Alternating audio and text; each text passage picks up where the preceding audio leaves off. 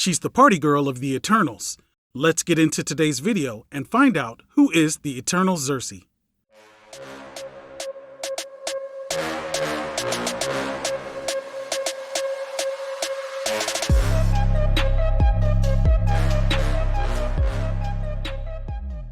Sersi is a member of the race of beings known as the Eternals. She has interacted with and lived among the human race more than any other Eternal. Her interactions with humans goes way back in history. For instance, around 1300 BC, Sersi encountered the Greek hero Odysseus on his travels home and turned his men into pigs.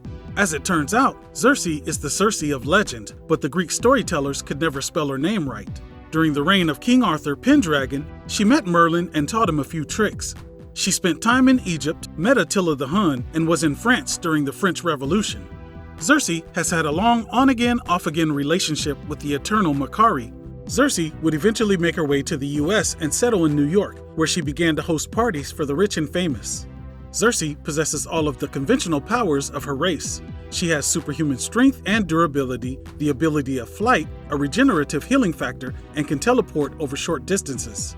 She can project cosmic energy from her eyes or hands in the form of heat, light, or concussive force.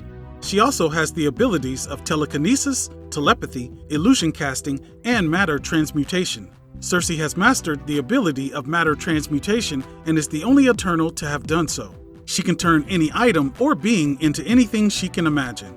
In more recent times, she assisted the Eternals during the arrival of the fourth host of Celestials, but as soon as the fourth host departed, she took off back to New York for her parties. Her parties would draw well-known New York personalities like She-Hulk, and Sersi began to get to know the superhero community. She later helped Captain America infiltrate the Sisters of Sin by helping him assume the form of a teenager for 48 hours.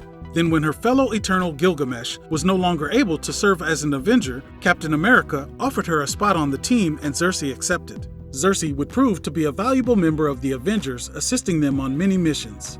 During her time as an Avenger, she fell for her teammate Dane Whitman, the Black Knight. Then shortly after Sersi switched up things and began wearing a red outfit instead of her usual green one, she suddenly became ultra-aggressive and confrontational. Unknown to anyone, she was slowly being driven crazy by Proctor, who is Dane Whitman from an alternate reality. Proctor had been the leader of the Avengers on his Earth and fell madly in love with the Sersi of his reality, becoming her Gon Josin, which is a life mate of an Eternal, and through Eternal powers, the two are mentally linked. But the Sersi of his reality became bored with him and left him. Proctor used his mind link to her to drive her crazy, causing her to destroy their reality. Proctor, the only surviving member of the reality, then killed her with his ebony blade. He then made it his mission to kill every Sersi in every reality and began traveling to reality, killing them all one by one. He had now targeted the 616 Sersi and was using his mental link to her to slowly drive her mad. When the Eternals heard of Sersi's actions, they believed she had become affected by a mental illness they called Maud Weary.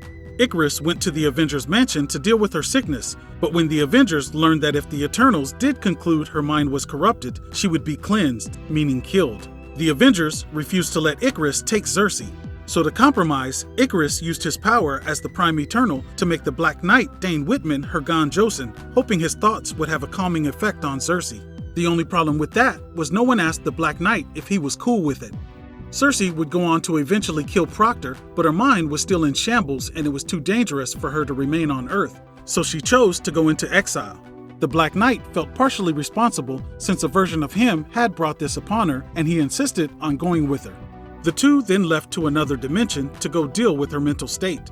Sersi and the Black Knight would continue to journey to other realities, most notably the Ultraverse. The two would eventually return to the 616 reality. Black Knight is no longer her Gon Josin, as the bond was removed when they returned to the present time. Sersi still continues to adventure in the Marvel Universe.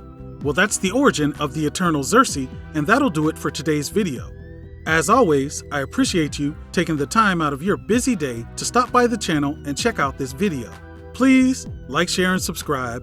We'll see you again real soon. But until then, I'm gone. Peace.